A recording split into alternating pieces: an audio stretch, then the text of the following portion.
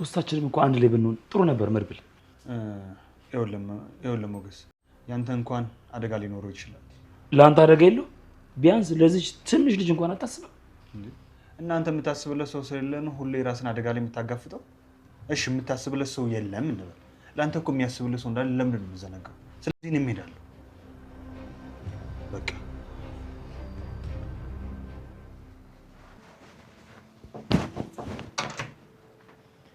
የኔ ቆንጆ ልጅ እስኪ ምንድን ነው? በቃ ሁላችንም ጉዳያችን ላይ አተኩረን አንቺን ረሳንሻ? የኔ ፍቅር ሞት ይርሳኝ ብያለሁ። የሆነ ጥያቄ ልጠይቅሽ? እሺ መጀመሪያ ምግቡን አብይ። አይ እሱን ታይ። ሁሉም ሚስጥር ተደብቆ መቅረት አለበት? ይሄ ደግሞ ምን አይነት ጥያቄ ነው? መልሱን ብቻ ንገሪኝ። በእርግጥ ሚስጥር ነው። ምን ማለት ነው ሚስጥር ነው ማለት? ሚስጥር አንዴ ከአንድ ወገን ከወጣ በቃ የአደባባይ ወሬ ነው የሚሆነው። ሚስጥርነት ያበቃል። ስለዚህ ሚስጥሩ እንዳትናገሪ ያለኝ ሰው ይቀየመኛል ማለት ነው? አምኑ ላንቺ ሚስጥሩን አካፍሎሽ አንቺ ደግሞ ሌላ ሰው ከተናገርሽ ለምን አይቀየምሽም? ግን ያ ሚስጥር ሳይወጣ ቀርቶ ሌሎችን ቢጎዳስ? አንቺ ልጅ ግን ዛሬ ምን ሆነሻል? እባክሽ ለምን ጠይቅሽ ጥያቄ መልሱን ብቻ ስጪኝ። ሌላ ሰው የሚጎዳ ከሆነማ በጣም ከባድ ነው። ቆይ ለምንድን ነው ስለዚህ ነገር እየነገርሽኝ ያለው? ምናልባት ይሄ ሚስጥር ከእናንተ መደበቂ ትጎዱ ይሆን? ምሳሌ አሁን በጣም እያስፈራሽኝ ነው። ቆይ ምን ሰምተሽ ነው? ኤደን ምን? ምሳሌ ንገሪኝ እንጂ እየጠበኩሽ ነው። ኤደን ምን ሆነች? እያለቀሰች ነበር። ምን? ኪችን ውስጥ በኃይል እያለቀሰች ነበር። ለምንድን ነው የምታለቅሰው? እኔ ብቻ የሆነ ስም እየጠራች ስትራገም ነበር። የሆነ ስም? የልጇን ስም ዱዱዬ እያለች ስትጠራ ነበር። ወይኔ ጉዴ! ልጇ የሆነ ነገር ሆኖባት ይሆን እንዴ? ቆይ ሲጀመር ኤደን ልጅ አላት እንዴ? ግን እየተራገመች የጠራችው ስም የልጇን አይደለም። እና ታዲያ ማንን ነው? ንገሪኝ እንጂ ምሳሌ ምን ሆነሽ ነው? ለምን ደሞ አትነግሪኝ?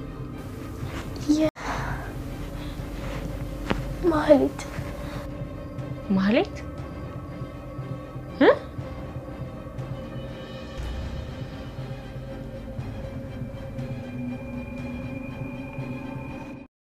ተጨንቋል።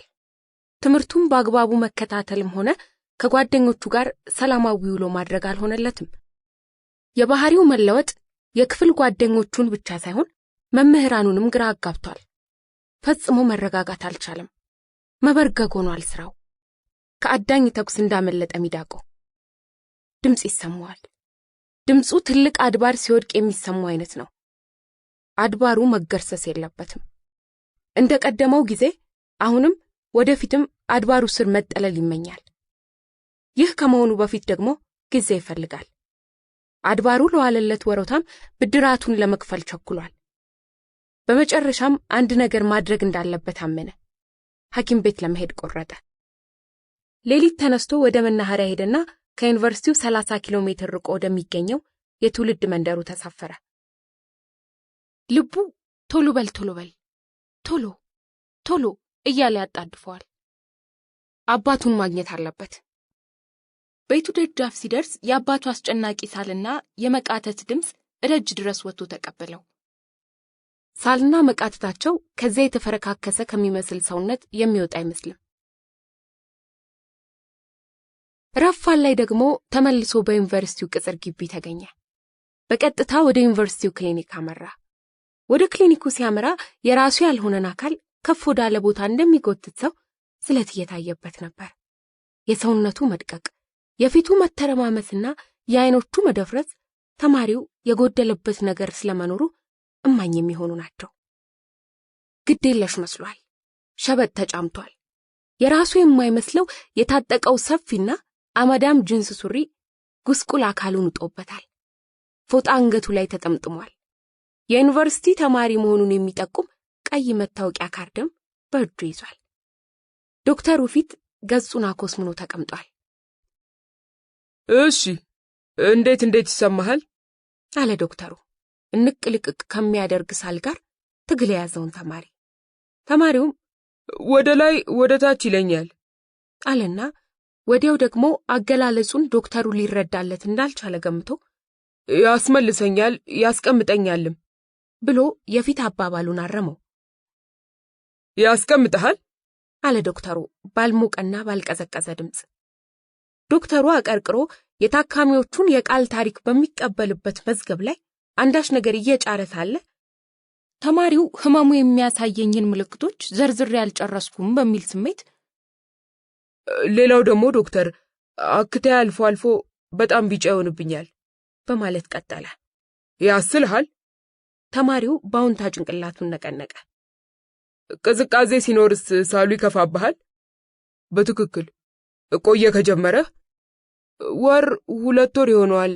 ዛሬ ነገ ስል ዶክተሩ እስክሪብቶውን ጠረጴዛው ላይ ጥሎ ተማሪውንም በአጽኖት እያየ እድሜ ብሎ ጠየቀ። እድሜውን ባይኑ በሚገምት ሁኔታ 21 አለ ተማሪው። የተደገፈው የግድግዳ ምርጊት ድንገት እንደፈረሰበት ሰው ድንጋጤም ፍርሃትም እየታየበት ዶክተሩ ማስታወሻ መያዙን እየቀጠለ የተማሪውንም ሁኔታ እያስተዋለ ቆየና አልተረጋጋህም አለው። አሁን ዶክተር በጥሩ ጊዜ አልታመምኩም። እዚህ የመጣሁት ድንገት ሳልታከም ብሞትስ ብዬ ተጨንቄና እንቅልፍ አጥቼ ነው። በደንባራ በቅሎ ቃጭል ተጨምሮ ፈተና ተደራረበብኝ። ዛሬ ራሱ ከሰዓት በኋላ ፈተና አለኝ። ዶክተሩም አትፍራ፣ በነገራችን ላይ ብዙውን ጊዜ እዚህ የሚመጡ ተማሪዎች ያልታመሙ ታካሚዎች ናቸው አለው። ተማሪው ደነገጠ፣ ፊቱን አቀጨመ። እጆቹ በደመ ነፍስ ያንገቱን ፎጣ አስተካከሉ። ማለት ያልታመሙ ታካሚዎች ሲሉ አለ። ታካሚው ራሱ ዶክተሩን በሚመረምር አይን እያየው አሁን ያልታመሙ ታካሚዎች የዩኒቨርሲቲ ተማሪዎቻችን ፈተና ሲደርስባቸው ሲጨናነቁ በቤተሰብ ናፍቆት ሲፈተኑና መንፈሳቸው ሲታወክ የታመሙ ይመስላቸዋል። እርግጥ ለመዋሸት ብሎ አይደለም፣ የገዛ አእምሮአቸው ታሟቸዋል ብሎ ይሸነግላቸዋል። እነሱም አምነው ይቀበሉታል። እንደ ታማሚ እጅግራቸውን ሊቆረጣጥማቸው፣ ሐሞት ሊያስተፋቸው፣ ሊያንቀጠቅጣቸው፣ ሊያተኩሳቸው፣ እህል ሊዘጋቸው፣ እንቅልፍ ሊነሳቸው ሙሉ ይችላል። ተማሪው ዶክተሩን አቋርጦ ቀደም ሲል ይቆጣጠረው የነበረውን ሳል እንዳሻው እንዲሆን እየፈቀደለት እኔን ግን አሞኛል፣ በጣም ነው ያመመኝ። እዚህ ግቢ 4 ዓመት ስቆይ እንዳሁኑ የበሽታ መጫወቻ ሆኜ አላውቅም። ምን ያስዋሸኛል አለ በቁጣና በቅሬታ መካከል ባለ ድምጽ። ዶክተሩም አንተን ማለት አይደለም፣ እንደዚህ የሚባል ነገር እንዳለ ልንገርህ ብዬ ነው። ተማሪዎች ሳይታመሙ የታመሙ ይመስላቸዋል። ያልታመሙ ታካሚዎች ብለህ ጥራቸው ከፈለክ። ታመምን ባዮቹ ከዚህ ቀደም እንደሚያውቁት አንድ የቅርብ ታማሚ ይተውናሉ፣ ግን እየተወኑ እንደሆነ አያስተውሉትም። እንዳልኩ ይሰማናል የሚሉት የህመም ምልክት ሁሉ የተኮረጀ ነው። ታመምን ባዮቹ አለመታመማቸውን አያውቁም። እኛም ጭንቅላታቸውን ለማረጋጋት ብለን ክልጎስ ምናምን ሰተን ቢውጡት የማይጎዳ ቢቀቡት የጤና ኪሳራ የማያስከትል ክኒንና ቅባት እናዝላቸዋለን። እንደ ቫይታሚን ቢ ኮምፕሌክስ ያለ ነገር እንሰጣቸዋለን። እውነቱን ግን አንነግራቸውም። ለምን መሰለ? አልታመማችሁም ብንላቸው የበለጠ ይታመማሉ፣ ህሊናቸው ይጎዳል። ስለዚህ የወዳችንን በወዳችን ይዘን እዚሁ አልጋ ሰተን ለ1-ለ2 ቀን እናስተኛቸውና ግልኮሱን ሰተን በማለት ማብራራቱን ሲቀጥል ለመታከም ነው የመጣሁት የምር ታመም ያለው ባዩ ተማሪ አቋረጠው። እኔ ለግልኮስ አለርጂክ ነኝ። አንዴ ታመሜ ጥቁር አንበሳ ሆስፒታል አልጋ ያስኩና ዶክተሩ በተራው አቋረጠው። አንተን ማለት አይደለም አለው እንደመበሳጨት ብሎ። አልተረዳኸኝም ወይም ነገር የሚገባህ አይደለህም አይነት መልእክት በሁኔታው ካስተላለፈ በኋላ ብድግ ብሎ ደረቱ ላይ ያንጠለጠለውን የልብ ምት መለኪያ እየነካካ ወደ ተማሪው ቀረበ። ቀዝቀዝ ያለ ነገር በተማሪው ደረት ላይ አረፈ። አፍን ክፈት አለው። ከፈተ። ዶክተሩ አይኑን አጥቦ በተማሪው ጉሮሮ ውስጥ የተወሸቀ ወይም የተለጠፈ ወይም አሻራ ትቶ ያለፈ ነገር መኖር አለመኖሩን አረጋገጠ። በብጣሽ ወረቀት ላይ የራይት ምልክት አድርጎ ወደ ላብራቶሪ ብሎ ሰጠው። ምን አዘዙልኝ? አለ ተማሪው። ገና ነው የህመምህን ምንነት መቼ አውቄው? ማለቴ ደም፣ ሽንት ምንድነው ለላብራቶሪ ቴክኒሻኑ የሚሰጠው? ሁለቱንም። አክታይስ? አክታ? አመነታ ዶክተሩ። ያልከኝን ምልክት አላየውብህም። አክታ ምርመራ ያላዘዝኩልህ ለዚያ ነው። ያጋጣሚ ነገር ሆኖ ተደብቆ ይሆናል እንጂ ዶክተር በጣም ያፍነኛል፣ ደረቅ ሳል ያስለኛል። አክታዬ ደም የተቀላቀለበት ቢጫ ነው እና ከምንም በላይ ሳምባዬ ብቻ ፈርቻለሁ። ዶክተሩን ተማጸነው። መምህሩ ፊት እንደቀረበና ጥቂት ነጥብ ካልተጨመረለት ውጤቱ እንደሚበላሽበት ተማሪ።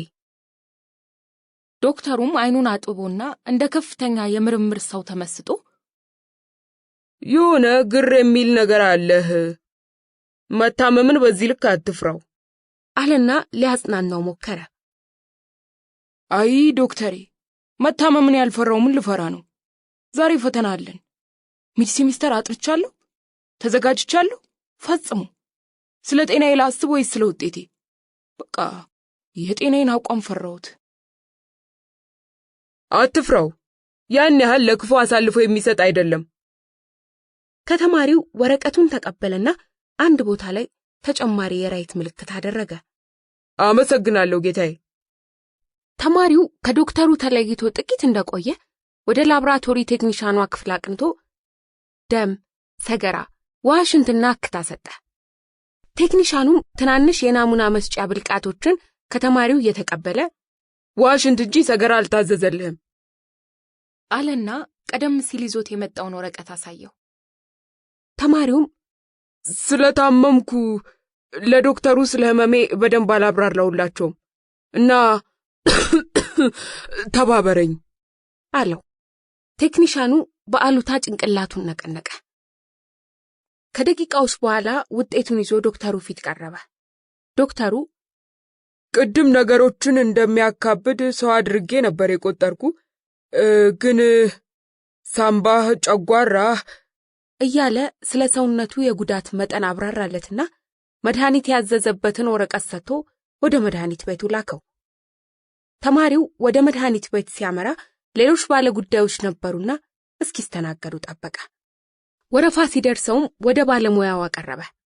ወረቀቱን ሰጣትና መድኃኒቶቹን ተቀበለ። ስላወሳሰዱ መረጃ ወሰደ። አፍታም አልቆየ፣ ተመልሶ ገባ። ከመብላት መቆጠብ ያለብኝ የምግብ አይነት ካለ ነገረችው። ተማሪው ከመድኃኒት ቤቱ ወጣ፣ ከግቢውም ጭምር። የዩኒቨርሲቲውን አጥር ታከው የተቀመጡ የተኮለኮሉና ወጪ ወራጁን ባይናቸው የሚያላምጡ እግረ መንገድ የሚመጣባቸውን ሐሳብ የሚያመነዥጉ ተማሪዎችን አልፎ ፈንጠር ብሎ ደግሞ መማሪያ ጥራዦቻቸውን፣ መጽሐፎቻቸውንና ፎቶኮፒ ለማስነሳት ወረፋ የያዙ ተማራሪ ተማሪዎችን ባይኑ ገርፎ በቀጥታ ወደ መናኸሪያ በሚወስዱ አውቶቡስ ተሳፈረ። ቀትር ሲሆን ማለዳ ወደ ነበረበት የትውልድ ቦታው ደረሰ።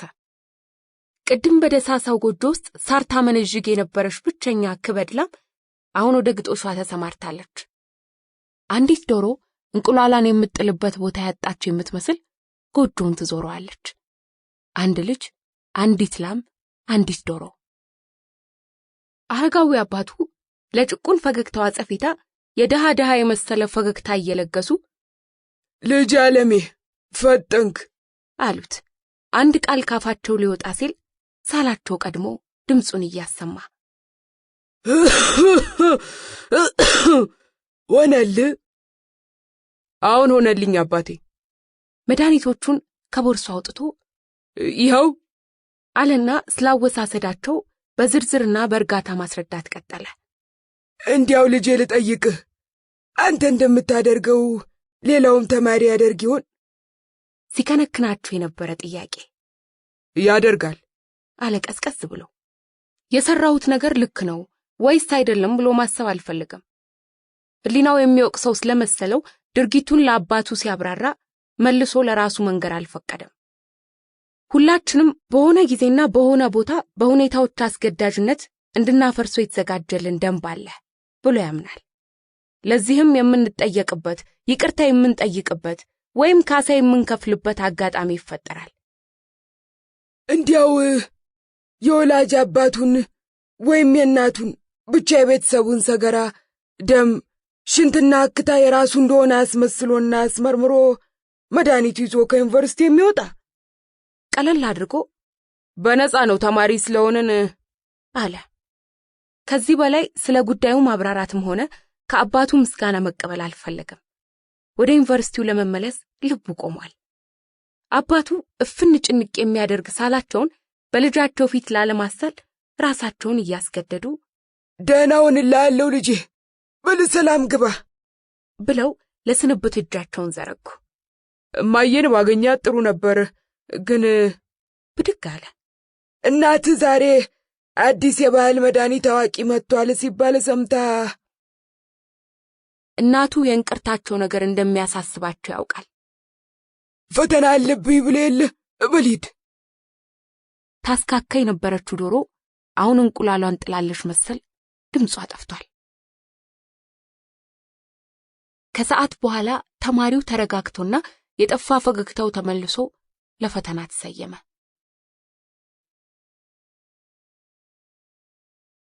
እስኪነጋ 2 ማድጋው ሲጎድል አባቱ ያመጡለትን በሶ ከነቢጫ ፌስታሉ አንጠልጥሎ ተመልሶ ወደ ዩኒቨርሲቲው ከማምራት ይልቅ በቀጥታ አባቱን አስከትሎ በሰማያዊ የላስቲክ ሸራ ወደ ተሰራ ሻይ ቤት አመራ። ሻይ ቤቱ ረጅምና ሰፊ ቁም ሳጥን የመሰለ ነው። ሳጥኑ በቁሳቁሶች ተፋፍጓል። ዓይንን ይገፈትራል። ሳጥኑ ለተሸከመው ተመልካቹን ይከብደዋል። የሻይ ቤቱ ጥቂት ወንበሮች በተስተናጋጆች ተይዘዋል። ልጄ ነነዌ ገብታለች እኮ 9 ሰዓት ሳይሞላ እንዴት እህል ባፋችን ይዞራል አሉት። አላወክም እንዴ እንደማለት። አይ ልንበላ አይደለም አለ። አባቱን አስቁሞ 4-5 እርምጃ ያህል ተራምዶ ብርጭቆ በማጣጠብ ላይ ወደ ነበረ አንድ አስተናጋጅ ተጠጋና አሁንም አልመጣችም አለው። አልመጣችም፣ አትመጣምም። አሁንስ ጭቅጭቅ ሰለቸኝ። ከነጋ ስንቴ ነው የተመላለስከው አለ በእድሜ እኩያው የሚመስለው አስተናጋጅ። ተማሪው ለቅጽበት አሻግሮ ወደ አባቱ ተመለከተ። ከሚናገረውና ከሚያደርገውም ተቆጠበ። እናንተ ደንበኞቼ ናችሁ ብዬ ነው እንጂ ሁለተኛ ባመጣ። ድምፁን ቀንሶ ተለማምጣችሁ ተወስዱና አለና ማኩተምተሙን ጀመረ። አስተናጋጁም እባክህ ዞር በል ስራዬን ልስራበት በማለት ብርጭቆ ማጣጠቡን፣ አምባሻ ከገዛ ተስተናጋጅ ደግሞ ሂሳብ መቀበሉን ቀጠለ። አባቱ የአስተናጋጁን የማበሻቀጥ ድምፅና የልጃቸውን ሁኔታ ባሽከርና በጌታ መሃል ያለ ግንኙነት መሆኑን አስተውለው ምንድነው ልጄ ብሎ ጠየቁት። ተማሪው መልስ አልሰጣቸውም። እጃቸውን ይዞ ትንሽ እርምጃ ርቆ ወደሚገኝ የጀበና ቡና መሸጫ ደጅ እንዳደረሳቸው ድንገት የሆነ ዕቃ ወይም መልእክት እቀድሙ ሻይ ቤት እንደረሳ ሰው ኦ ምን ነካኝ፣ መጣው አንዴ እዚህ ቆየኝ ብሎ ተለያቸው። ተማሪው አስተናጋጁን ተጠግቶ ይለማመጡ ያዘ። ልምምጥ ውስጥ ቅድም በማይመለከት ጉዳይ ተቆጥቻለሁ የሚል ስሜት ነበረው። ልምምጥ ውስጥ እባክህ ሁለት አዋለልኝ፣ የዛሬን ብቻ ድረስልኝ የሚል መልእክት ነበረው። ይህ መልእክት ደግሞ ግልጽ በሆነ ሁኔታ ካንደበቱ በፈለቁ ቃላት ብቻ ሳይሆን ባነጋገሩ፣ ባቋቋሙና በተጣዳደፈ የጣት አቆላለፉ ታይቷል። በቃ ደውልላት፣ በተከታታይ 18 ቀናት ውስጥ አምጥቼ የሰጠኋችሁ 18 ዳቦ ነው አይደል? 3ቱን በኔ ኪሳራውንና በቃ የ15ቱን ብቻ ክፈለኝ አለ ተማሪው። አስተናጋጁን በግዴለሽነት የ12ቱን ልክፈለ አለው። የ12ቱን ብቻ? የተቀረውስ ሌላ ቀን ልትከፍሉኝ? የምን ሌላ ቀን አመጣህብኝ? እኔ የ15 ዳቦ ግዢ ያልተከፈለ አለ ብዬ ገንዘቡን ከባለቤቱ አቀበላለሁ። የ3ቱን እወስዳለሁ ማለት ነው። የተቀረውን ሂሳብ አሁኑኑ ሰጣለሁ። ኮሚሽን ብለህ አስበው፣ ላምጩ እንዲከፈል ሕግ ያስገድዳል እንዲል የብራሽኖት አለና ተማሪው እንደሚስማማለት እርግጠኛ ሆኖ የሚሰጠውን ብር መቁጠር ጀመረ። በዩኒቨርሲቲው ተማሪዎች ሁሌም በቁርስ ሰዓት ዳቦና ሻይ ይቀርብላቸዋል። አንዳንዱ አንድ ዳቦ ሆዱ ላይ ጠብ ስለማይል ተጨማሪ ዳቦ እንዲሰጠው የካፌ መጋቢዎቹን ቢጠይቅም ስለማይሰጡት በቀጥታ ጥጋቸውን ይዘው ወደ ተደረደሩት ቅርጫቶች ያመራል። ቅርጫቶቹ ባዶ ሆኖ አያውቁም። አብዛኞቹ ተማሪዎች ቅርጹ የተበላሸ ወይም የተቆራረሰ ዳቦ ከመጋቢዎቻቸው እሺ ብለው ስለማይቀበሉ መጋቢዎቹ ደግሞ እነዚህ በልዩ ልዩ ምክንያቶች ጉዳት የደረሰባቸውን ዳቦዎች ለቃቅመው በእነዚህ ቅርጫቶች ውስጥ ያኖራቸዋል። የተሰጠኝ አያጠግበኝም የሚል ካለ ተጨማሪ ዳቦ ከዚህ ቅርጫት ይወስዳል። ከቅርጫቱ ዳቦ መውሰድን እንደ ስተት የሚቆጥረው የለም። አያገማምትም፣ አያስተዛዝብም። አንዳንዱ ተማሪ የተሰጠኝ አይበቃኝም ብሎ ከቅርጫቶቹ ዳቦዎች አማርጦ ሲወስድ፣ አንዳንዱ ደግሞ ንጹሑን ዳቦ ለራሱ በማስቀረት ኪሱ ውስጥ አጣጥፎ ያስቀመጠውን ስስ ላስቲክ ያወጣና እዚያ ውስጥ ዳቦውን ከቶ የተሸራረፉትን ወስዶ የሚመገብ ነው። ከዚያም ንጹሑን ዳቦ ከግቢው አውጥቶ አካባቢው ለሚገኙ ሻይ ቤቶች ይሸጣቸዋል። ገንዘቡ እዚያው ሻይ ቤት ይጠራቀምለታል። በኢኮኖሚ የደረሰበትን ድቀትና ውድቀት ማገገሚያ ያደርጓል። እንደዚህ ተማሪው ወደ አባቱ ሲጠጋ እሳቸውም ልጄ ያልነገርከኝ ነገር አለ? ምንድነው ዓለሜ? ብለው አጥብቀው ጠየቁት። እናቱ ህመሜ፣ አባቱ ዓለሜ ብለው ነው አቆላምጠው የሚጠሩት። ያልነገርኩ የለም አባቴ አለ ተማሪው። ዓለሜ የነገርከኝ የለም እንጂ። ከሻይ ቤቱ አስተናጋጅ የተቀበለውን ብር ሙሉን ለአባቱ ሲያስረክብ ምንድነው አሉት። ወደፊታቸው የተዘረጋውን የልጃቸውን ግራ እጅ በቀኝ እጃቸው ወደ መጣበት እየመለሱ መሳፈሪያ ይሆናል አባ። ለማየም ለጸጉሯ ቂቤ ገዝተህላት ሂድ። ለነገሩ ቂቤ ከምትገዛላት ገንዘቡን ሰጥተህ ለእንቅርቷ የባህል መድኃኒት ብትገዛበት ምርጫዋ ነው። እናቱ የእንቅርታቸው ነገር እረፍትና እንቅልፍ ይነሳቸዋል። የበታችነት ስሜት ይጫናቸዋል። ይረበሹበታል። እንቅርት ታማሚው ፈልጎ የሚያመጣው ይመስል በአሉታ ለሚገለጹ ተረትና ምሳሌ መዋሉም ቅር ያሰኛቸዋል። በእንቅርት ላይ ጆሮ ደግፍ፣ ልብ እንቅርት ይመኛል። ያኖሩት እንቅርት መለያ ይሆናል። ጊዜ የሰጠው ዘፈን እንቅርት ያፈርጣል። ልጃቸውም ቢሆን ከዚህ ትምህርት ቶሎ በተገላገልኩ የሚለው ከዚህ ህመማቸው ጋር ሊያፋታቸው አስቦም ጭምር ነው። የአዮዲን እጥረት። ገንዘቡ ከኔ ይልቅ ለእናንተ ያስፈልጋችኋል። አባትየው ምን ሆነሃል? ለገና በምን ተሳፍረህ እኛ ጋር ልትመጣ? ለአንተስ? አሉት። ለገና እንኳን የሚሆንልኝ አይመስለኝም አለ በቅሬታ። መቼም እማዬ ሰው አታደርገኝም። ለጥምቀት መጣና ያችሁ ይሆናል። አይሆንም። አባት የግስላ የመሰለ የቁጣ ድምፅ አሰሙ። እና በግርህ እንደመጣው በግርህ ልትሄድ? ተው እንጂ የማይሆነውን። 30 ኪሎ ሜትር ምን አላት? እኔ አባትህ ዋዛ አድርገኝ ነው? ይልቁንስ አሁን ልሰጠኝ ያሰብከውን ብር ለራሴ የትራንስፖርት አድርገውና ለገና በዓልና አሉት።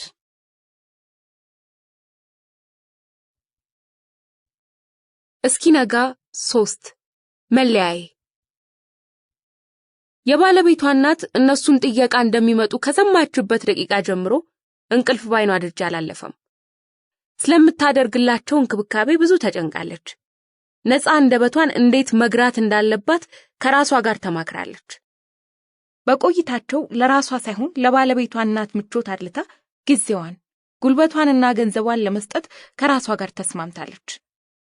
ወደ መጡበት እስኪመለሱ ድረስ የጉዳዮቻቸው ብቻ ሳይሆን የምኞቶቻቸውም አስፈጻሚ ለመሆን ቃል ገብታለች። ይህ ሁሉ ትዳሯን ለማቆም ነው። በእርግጥ ትዳሯ መሬት የረገጠ ነው።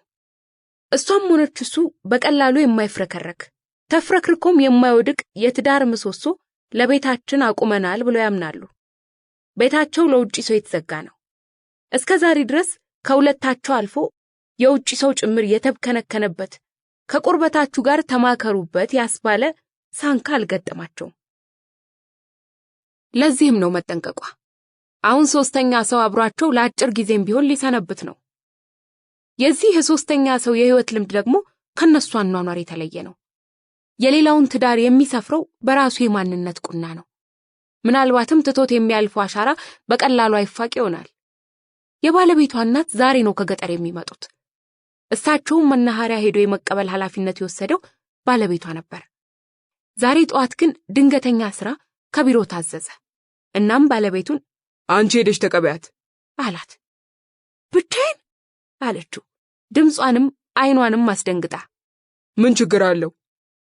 አያስፈራም አሁንም ከፈራ ተባ ስሜቷ ሳትጎድል እናቴን እኮ ነው ተቀበይልኝ ያልኩሽ አላት። ምን ያልኳት መስሏት ነው ከሚል ጥርጣሬ ጋር። አያስፈራም ወይ ማለቴ እኮ አለ አይደል አንተ እንደምትቀበላቸው ትላንትና ደውለህ ነግራቸው ዛሬ ነው ሄጄ ሳመጣቸው ምን ይሰማቸዋል ለማለት ነው እንጂ እሱማ ምን ያስፈራል። እናትህ እናቴ፣ አባትህ አባቴ አስተባበለች። የእናቱን ኃይለኝነት የምታውቀው በየጊዜው እሱ ከሚነግራት ተነስታ ነው።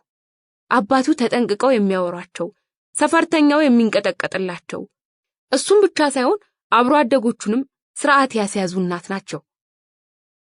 ፍርሃቷ ገብቶታል። ታያለሽ፣ እማዬን ስታውቂያት በጣም ነው የምትወጃት፣ አትከብድሽም አለ ኮቱን ተጣድፎ እየደረበ። እሺ አለች በዝግታ፣ በልቧም እንዳፍ በሆነልኝ እያለች። ያሳሰባት መውደድ መቻሉ አይደለም። መውደድ ባትችል እንኳን የወደደ መምሰል አያቅታትም። ያሳሰባት መወደድ መቻሏ ነው። ብዙ ወላጆች በልጆቻቸው ባሎች ወይም ሚስቶች ደስተኞች እንዳልሆኑ አይታለች። ሕይወት አስተማረችኝ የምትለው አንዱ ነገር ይህ ነው።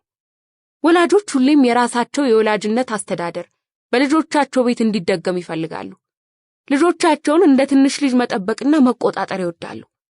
የልጆቻቸውን ልጆች አይተውም ቢሆን ልጆቻቸው ልጅነታቸውን የጨረሱ አይመስላቸውም። ደጋጎች ጥቂቶች ናቸው። እጃቸውን አስረዝመው በሰው ትዳር ውስጥ አልቃ የማይገቡ ጥቂቶች ናቸው። በባልና ሚስት መካከል የተፈጠረውን የጥል ሽንቁር አስፍተው ምሰሶ አሾልከው ለማስወጣት የማይሞክሩ ወላጆች ጥቂቶች ናቸው። ባለቤቷን አየችው። በጣም ጓግታል አለችው። ግድግዳ ላይ በሰቀለው የእናቱ ፎቶ ሲመሰጥ አይታ። ጓግታሃል አባባሏ ጉጉትህ ተጋኗል ለማለት ነው። ግን የሚወዱልን ይመስላል አለችው። እሱም ላለመውደድ ምን ምክንያት ይኖራታል አለ። ባሰበችው ቁጥር ጭንቅ የሆነባት ከመናኸሪያ ተነስተው ቤት እስኪደርሱ ልጃቸውን ሙሉ ሰው በማድረጓ የተሰማቸውን ደስታ በጎርናና ድምጻቸው በመፍነክነክ ሲገልጹላት ቆይተው ቤት ከመጡ በኋላ አመላቸው የመለወጡ ነገር ነው። ሶስት ሆነው ግን ማንም እንደሌለበት ቤቱ በጭርታ ሲሞላ፣ ጭርታው ደስ የማይል ድባብ ሲፈጥር የተፈጠረውን ስሜት ለማስወገድ ብድግ አለና ቴሌቪዥን ከፈተ። ቴሌቪዥኑ ለዓመታት በከተማው ሲታይ የነበረን ሐውልት በአዲስ መልክ ይታደስ ብለው ለተነሱ ፖለቲከኞች አንዳንድ የአዲስ አበባ ነዋሪዎች የሰጡትን ቅሬታ አዘል አስተያየት እያስተላለፈ ነበር። ሶስቱም ወደ ቴሌቪዥኑ አፈጠጡ እንጂ ቴሌቪዥኑ የሚለውን የሚሰሙ አይመስሉም። በተለይ እናቱ። ምን ነው አለ ልጅ የእናቱን ደስተኛ ለመሆን ልብ ብሎ። አሞኛል። ባለቤቱ እንደመደንገጥ አለችና ምን ነው እኔን አለች። እናቱ አልፎ አልፎ ቢሆንም ራሳቸውን እንደሚያማቸው የሚያውቅ ልጅም ራስ ምታት ነው ብሎ ጠየቀ። ሰማይ ጠሬ ነው አሉ እናት። ልተኛ። ፍቃድ ሳይሆን ውሳኔያቸውን ማሳወቃቸው ነው። ሲናገሩ አንገታቸው ላይ ያለውን ቅርት ይንቀጠቀጣል። ድምጻቸውን ያጎረነነውም ይህ እንቅርታቸው ነው።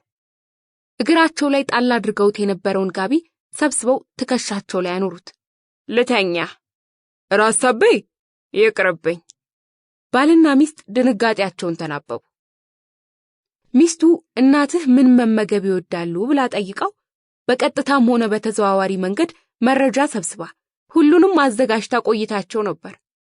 እህል የመቅመስ ፍላጎታቸው ምንኛ የደከመ እንደሆነ ግን ነግሯት አያውቅም። ወደ ተዘጋጀው ቡፌም መለስ ብለው አላዩ። ነጋ። ባለቤቱ ማታ በቤታቸው ያጠላውን ደመና ለመክፈፍ ስታስብበት አድራለች። ባሏ እንደለመደው ጧት ተነስቶ ማድቤት ገብቶ እንዳያግዛት አስጠንቅቀዋለች።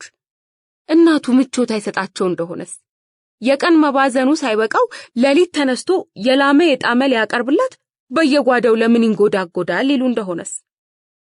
እናቱ ከእንቅልፍ እስኪነቁ ሶፋ ላይ ተቀምጦ ቴሌቪዥን እያየ ጠበቃቸው። እንደተነሱ በቅጡ እንዴት አደርክ ሳይሉት ፊታቸውንም በወጉ ሳይተጣጠቡ ልሂድ አሉት። ሆስፒታል? የለም ቤቴ። ምን ነው? አይበቃም? ተያየን እኮ አሁን ቆም ብሎ አሰበ። እናቴን አሞብኛል ይላል። ሚስት ደግሞ እናትህ ታመው ሳይሆን የሆነ ያልወደዱልን ነገር አለ ብለዋለች። ፍርጥ አድርጋም ባጭሩ ነኝ ብለዋለች እንባ እየተናነቃት። አንቺ ደግሞ ብሎ ጥርጣሬዋን አድበሰበሰው። ከተጋቡ ዓመታቸው፣ እናቱ ወደ ቤታቸው ሲመጡ ደግሞ የመጀመሪያ ጊዜያቸው። አስም የሚያጠቃቸው አባቱ ወደ ቤታቸው የሚመላለሱትን ያህል እናቱ ከቤታቸው ርቀው መገኘት አይፈልጉም።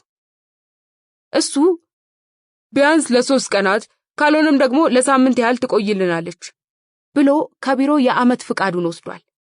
እርግጠኛ የነበረው እናቱ በመጡ ማግስት ልባቸው ለመሄድ እንደማያኮበክብ ነበር። እማዬ የሆንሽው ነገር አለ? ማን? እኔ? እዚህ ቤት ሳትወጁ የቀረሽው ሰው አለ? ማለት?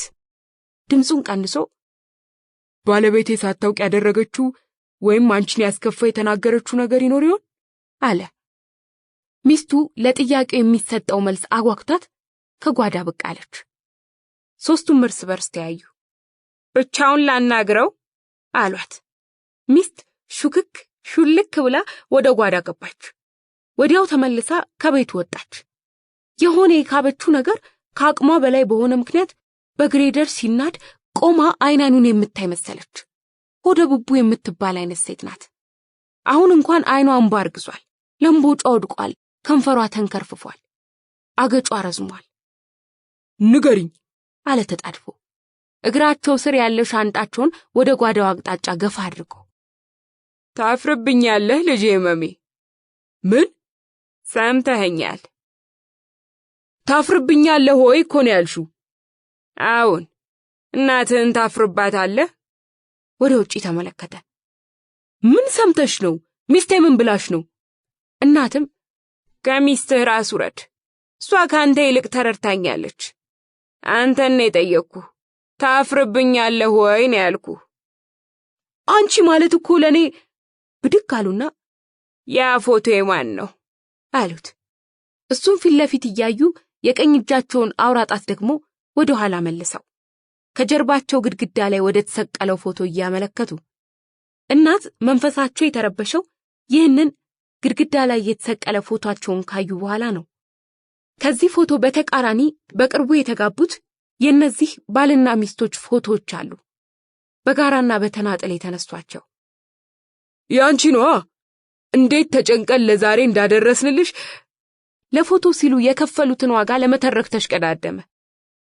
በዚህን ጊዜ ያላቸው በማይመስል ጉልበት በባለ 3 እግር ወንበሩ ላይ ተቻክለው ወጡና ስማ፣ ይህ ፎቶ የኔ አይደለም፣ አውርደው።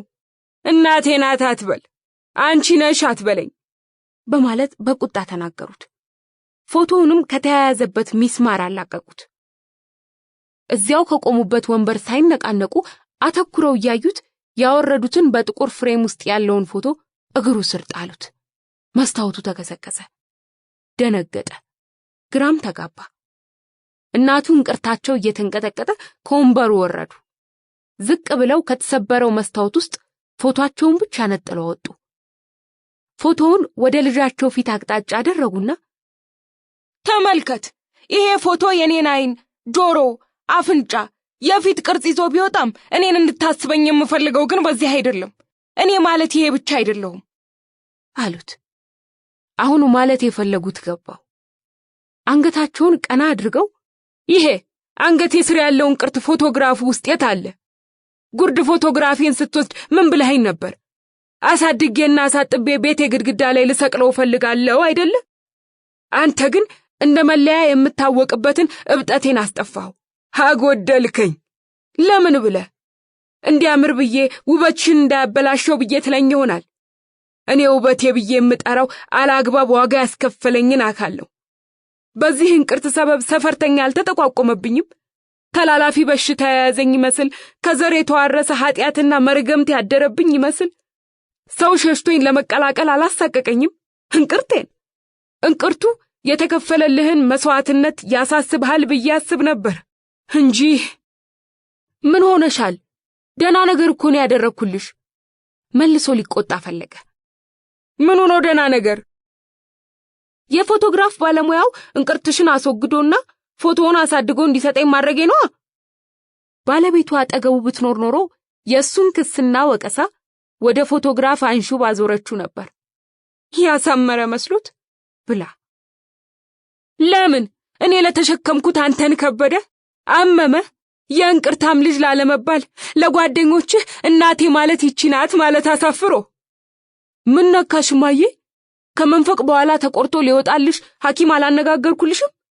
ደሞዝ መቀበል ከጀመርኩ ጊዜ አንስቶ አጠራቅሜ ለዚህ ሕክምና እንዲውል እፈልጋለሁ ባልኩሽ መሰረት ቃሌን እየፈጸምኩ አይደለም? አሁን ግን ይህን ፎቶ አይደለሁም። እንቅርቴ ካስጠላህ መንፈቅ ጠብቀኝ። ያኔ እግዚአብሔር ካለ የሚሆነው ይሆናል። ካልሆነ ያልሆንኩትን ነሽ አትበለኝ፣ ነች አትበል። አቀርቅሮ እናቱን መስማት ቀጠለ። ከነ ችግራችሁና ከነንከናችሁ ተቀብለናችኋል። እናንተን ሰው ለማድረግ የከፈልነውን ምልክታችንን መለያችንንና ማህተባችንን ግን አትፋቁብን። የልጃቸውን ሚስት ድምፅ ሰሙና ተግዛዛቸውን ቆጠቡ። ሚስትም ተጣድፋ ወደ ሳሎን እንደገባች እጆቿን